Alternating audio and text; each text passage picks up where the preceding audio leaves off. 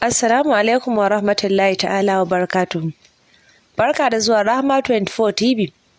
Na subscribe, kana ku danna ƙararrawar sanarwa domin samun shirye-shiryenmu da zarar mun ɗora. Yar Gantali kashi na 7, tare da ni mai gabatarwa Mama Aslam. A sha sauraro lafiya. A ɓangaren Fuad ko yana ci gaba da aikinsa a hankali, yana tara kuɗin albashinsa. Abinci kawai yake ci a ciki sai ya yi sutura ya saka. Yanzu baya da nauyin kowa a kansa, yaran na gidan 'yan uwansa. A tsakanin watanni 3 ya tara kuɗinsa, ya tayar da tsohuwar sana'arsa. Yaransa na kula da wajen, shi ko yana zuwa aikinsa. Idan ya taso daga gun aiki yakan biyo ta gunsu ya ga yadda aikin ke gudana. A cikin ƙanƙanin lokaci ya fara samun riba mai yawa fiye da dama. Faiza kuwa bayan ta kammala iddarta, ta je gidansu ta ce wa inna ta sanar da baba iyayen angonta za su zo gunsa don a yi maganar aure. Inna ta ce ta jira a maƙota, idan ya zo za a sanar mata, ko me ya ce idan ya fita za ta aika a kira ta. Bayan baba ya dawo, inna ta sanar mai da buƙatar Faiza. Rufe idonsa ya ce shi san bai san wannan maganar ba zai tsaya wa Faiza ta kuma auren wani ba bayan Fawad. Don haka tun wuri ta je ta nemi wani uban da zai mata wakilcin aurenta. Shi ba ruwansa da aurenta. Bayan ya fita ta aika aka kira mata Faiza, ta sanar mata yadda suka yi da baba. Cike da kuncin zuciya ta bar gidan, tana tunanin mecece mafita a yanzu. Dole da iyayen ango sai sun haɗu da iyayenta kafin a yi aure. Da ta koma gidan Laure ta sanar da ita komai, saboda haka ta nemi taimakon ƙawarta ta. Akan haka Laure ta ja ta zuwa gidansu gun babanta. Suka roƙe shi akan ya je ya lallaɓa baban Faiza ya yarda ya mata wakilcin aurenta. Baban Laure ya ce ba damuwa zai ji. Suka mai sallama suka koma gida suna jiran sakamako. Washe gari baban Laure ya je ya samu baba mai itace da zancen, amma fir baban ya ce shi bai san zancen ba. Baban Laure ya ta lallaɓa shi, amma ina. Haka bayan da iyaye dawo gida jiki a sanye, ya haka aka kira masa Laure ya sanar da ita. Faiza ta shiga damuwa sosai, gashi Alhajin ya matsa da zancen auren nan. Shi ko Alhaji Dauda Naira ba komai ne yasa ya matsa ba, sai dan auren da yake so a yi kafin asirin sa ya tono. Alhaji ya sanar da ita cewa ranar Asabar mai zuwa yake so a kawo goro da sadaki tare da ɗaurin aure duka. Da ta ga ba ta da wata mafita, dole ta kuma lallaɓa Laure suka je gidansu. Suka roƙi babanta akan ya yi wa Faiza wakilci a aurenta. Cikin sa'a ko baban ya amince ya ce ai ɗana kowa ne, Allah ya nuna mana lokaci. Ni zan zama uba gare ki. Cike da murna suka dawo gida, Faiza ta ci gaba da shirye-shiryen shiga amarci. Ana saura kwana 3 a ɗaura aure. Dauda mai gadi duk ya ruɗe ya rasa yanda zai yi. Gashi tusa na neman ƙurewa bodari. Tun da ya san ba shi da gida a garin nan da zai saka amaryarsa a ciki. A cikin wannan yanayin ne ya je gun Alhaji Tasi'u Naira, wani uban gidansa ne da suke mutunci sosai. Ya roƙe shi akan ya taimaka ya ara masa ɗaya daga cikin gidajensa, ko da ƙwaya ɗaya ne jar da zai saka amarya. Alhaji dubi Dauda ya murmushi ya ce, Dauda sai yaushe zaka daina ɗebo rigima? Idan ba rigima ba me zaka yi da wata mata, tunda ko na gidan ma basu ƙoshi ba. Sun kai da kai ƙasa Dauda yana roƙon alfarma tare da faɗar, Kamar rai Alhaji, matar da zan aura ce mai son abin duniya ce, son abin duniyan ta ya mata yawa. Yanzu da ta gano ba da kuɗi za ta guje ni, kuma wallahi ina matuƙar buƙatar ta Alhaji. Murmushi Alhaji Tasi'u ya a ransa yana tausaya wannan kwaɗayayyar. Gashi ta ɗebo ruwan dafa kanta garin kwaɗayi. Shikenan, tashi mu je na kai ka gidaje na da ba kowa a ciki, ka zaɓi ɗaya na ara maka, amma fa kwana 2 kawai. Godiya masa suka shiga motar Alhajin suka tafi. Sai da ya zaɓa ya darje sannan Alhajin ya sauke shi gun 'yan wankin mota. Yara ɗaya ya bawa mai wankin Naira 1000, sannan ya hawo sai gun Faiza. Ranar Asabar da misalin karfe 10 na safe, mutane suka shirya ɗaurin auren Faiza da Alhaji Dauda Naira akan sadaki Naira 50,000. Faiza ta shirya wata ƙwarya-ƙwaryar walima a gidan ƙawarta Laure. Wannan karam kam sai da Hadiza ƙanwar Faiza ta zo walimar ba tare da sanin baba ba, duk da ya musu iyaka da ita. Karfe 4 na yamma aka fara gudanar da walimar, inda aka kira babbar malama Anti Saratu Munzali da ta shahara akan harkar wa'azin mata, dan ta yi wa Faizan nasihar zaman aure. Can da hango Umma Affan, marubuciyar cikin waye, ita da members na 'yan Gantali fans group sun zo gulma don su ga irin shigar da Hajiya Faiza za ta yi a ranar. Aiko amarya ta haɗa cikin wani tsadaddan material golden color wanda Alhajin ya kawo mata na fitar biki. Fuskar nan ta sha makeup sai kyalli take, murmushi kawai take tsabgawa. Taro ya yi taro, an ci an sha, sai fatar Allah mai da kowa gida lafiya. Bayan an kammala walimar da dare, aka zo ɗaukan amarya zuwa gidan angonta. Dama Alhajin ya faɗa mata baya buƙatar ko tsinkenta da sunan kayan ɗaki domin akwai komai a gidansa na more rayuwa, amarya kawai yake buƙata. Ba ƙaramin daɗi Faiza ta ji ba da ta ji wannan zancen, don haka ta sakankance tabbas ta sami mijin nuna wa tsara. Tuni ta manta da 'ya'yanta bare wani Fawad, harkokin gabanta kawai take yi. An kai amarya sai santin gidan Faiza suke yi, aljannar duniya haka suka yi wa gidan laƙabi da shi. Hadiza kuwa tana barin gidan bata zami ko ina ba sai gidansu, ta bawa Inna labarin daular da aka kai Faiza ciki. Inna kam dan murna har da rawa sai da ta taka ranar. Bayan sun gama murnar su, Hadiza ta koma gidan mijinta. Faiza kuwa bayan kowa ya watse kafin angon ya shigo, ta tashi ta fara kewaye gidan.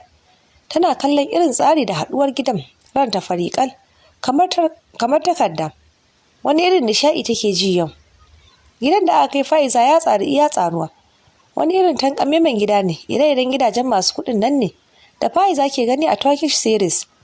Falon gidan ma ya haɗu sosai, ga wasu lantsabammun kujeru masu taushi da santsi. Komai na falon purple and pink ne. Kai tsaye kwatanta yadda gidan ya tsaru ma ɓata lokaci ne. Sai dai ku yi imagine kawai. Faiza kuwa ta zauna wannan kujerar ta tashi, ta leƙa can kamar wata yar ƙauye. A haka Alhajin ya shigo ya same ta. Ƙarasawa ta tarbo shi, tana masa murmushi.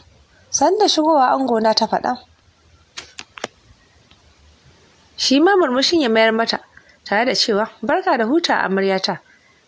Kina ta kallon gidan naki ne? Gidan ya miki ko a sake?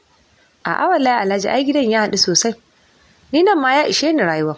Ta mayar mai fuska ɗauke da murmushi. Murmushin mugunta ya mata a ransa yake faɗar. Sakarya. Gobe ne kaɗai zaki wuni a gidan nan. Zan maida ki ƙauye. Ni ma da zan samu na rayu a nan ɗin ada na ji daɗi. A fili ko cewa mu je ciki amaryata, ya ja hannunta suka shige ɗaya daga cikin manyan bedroom ɗin gidan. Fawad ko yana rayuwarsa shi kaɗai. Sosai ya shiga damuwa rashin mata a tare da shi. Sai dai ya jure saboda shi yanzu tsoron yin aure ma yake. Idan ya tuna Faiza da soyayya da suka sha a baya da kuma yadda rabuwarsu ta kasance, sai ya tsinke da al'amarin mata. Gashi mama Hajara mahaifiyarsa ta takura shi da maganar aure. Ya nuna mata shi dai bai da ra'ayin yin aure yanzu. Ta ce ita za ta masa, amma ba zai yi zama tare da aure ba tunda yana da yara. Kawai ya nemo mata, idan ko bai gano wacce ta masa ba, ita tana da wacce za ta bashi. Abba ma ya masa magana. Ganin iyayensa sun damu sosai saka ya amince cewar zai yi aure.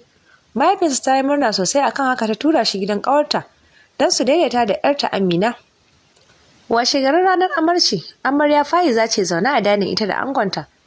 Suna breakfast, suna hirarsa abin gwanin sha'awa. A cikin hirar ne Alhaji ke sanar mata gobe za su yi tafiya. Nan da nan a nuna fuskar ta ya ƙaru, jin ya ambaci tafiya. A zatanta ko honeymoon za su je ƙasar waje. A ran ta ce, ƙasar Turkey zan ce, da ya bani zaɓi. Zan je in ga ƙasar su Erkan Merik wato Omer da Hazal Subais wato Zairam. Dama ina son series ɗin Tarkon Kauna. Ashe da rabon zan je ƙasar su, ita kaɗai take wannan tunanin. Shi ko Dauda mai gadi da ya ga ta yi nisa a tunaninta, kawai sai ya dinga mata dariyar mugunta a ransa. Ya ci gaba da kwasar gara. Dama bai saba cin irin wannan abincin ba sai yau. Don haka ya buɗe tumbi yana ci sosai. A ranar kuwa Inna ta sato jiki ta zo ganin gidan Faiza. Hadiza ce ta rako ta, jin yadda Hadiza take ta koda mata gidan ya saka ta, ta kasa haƙuri har amarya ta kwana 2 sannan ta je. Ai kuwa Inna ta sha kallo a gidan. Don kuwa sai da ta ƙara rawa a gaban 'yar tata don murna. Sai da Faiza ta cika musu cikinsu da daddaɗan girke-girke na zamani wanda 'yar aikin gidan ta dafa kafin suka bar gidan. Yana zaune kan kujerar falon, zuciyarsa cike da wasuwasi da tunani kala-kala. Ta shigo falon da sallama. Sai da ta yi sallama sau 2 sannan fawa da ya jiyo ta ya amsa mata. Samun guri ta zauna suka gaisa. Gabatar mata da kansa da kuma buƙatar da take dafa da shi. Cike da kunya Salima ta sunkuyar da kanta ƙasa tana murmushi kafin ita ma ta gabatar masa da kanta. Tun daga kallon farko ya fahimci cewa yarinyar tana da nutsuwa sosai, ga kunya ga kamun kai, ga dukkan alamu yarinyar ta ƙoshi da tarbiyya irin ta addinin Islama, ga ta kyakkyawa kuma. Nan take zuciyar Fawad ta samu nutsuwa tare da amincewa da zaɓin mahaifiyar tashi. Exchanging number suka shi da ita sannan ya mata sallama ya tafi. Washe gari ya kama ranar Monday, a ranar ne kuma tafiyarsu, saboda haka tunda sassafe Faiza ta shirya, ita ce ma ta tashi Alhajin daga bacci. Sai zumuɗi take yi, tashi yayi wanka ya shirya shi ma. Ganin Faiza ta janyo ɗaya daga cikin trolley da ke ajiye a ɗakin, ya saka shi faɗar, "A amaryata, ba kya buƙatar ɗaukan wasu kaya a nan. Jakar hannunki kawai zaki ɗauka kawai, komai da zaki amfani da shi akwai a can." Lallausan murmushi ta sakar masa. Kana ta ajiye trolley ɗin tare da faɗar, "Ai shikenan Alhaji na, mu je kawai kar mu makara. Ka san jirgi baya jira sai dai a jira shi." Cike da mugunta ya dariya a ransa yana faɗar, "Za ki ga jirgi, ba dai takamar ki kwaɗayi ba, za ki gane ni."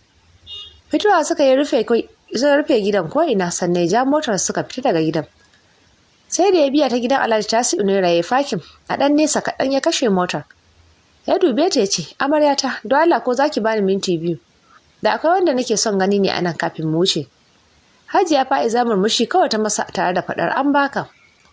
Fita ya daga motar ya ƙarasa har ƙofar gidan, suka gaisa da mai gadi sannan ya masa iso gun mai gidan. Bayan Alhajin ya fito suka gaisa da mai gadi ya masa godiya tare da miƙa masa makullin gidansa kamar yadda ya alƙawari, sannan ya masa bankwana akan shi zai koma ƙauyensu. Jan motar yayi suka ƙarasa gun 'yan wankin mota yayi fakin. Cikin da mamaki Fa'iza ke dubansa, kasa jurewa ta ce, "Angona, me yasa ka tsaya a nan mu da za mu airport?" Murmushin mugunta ya mata ya ce, "Ayya amaryata, mota ce duk ta yi datti kuma na san ki da tsafta, ba za ki jura tafiya a ciki ba.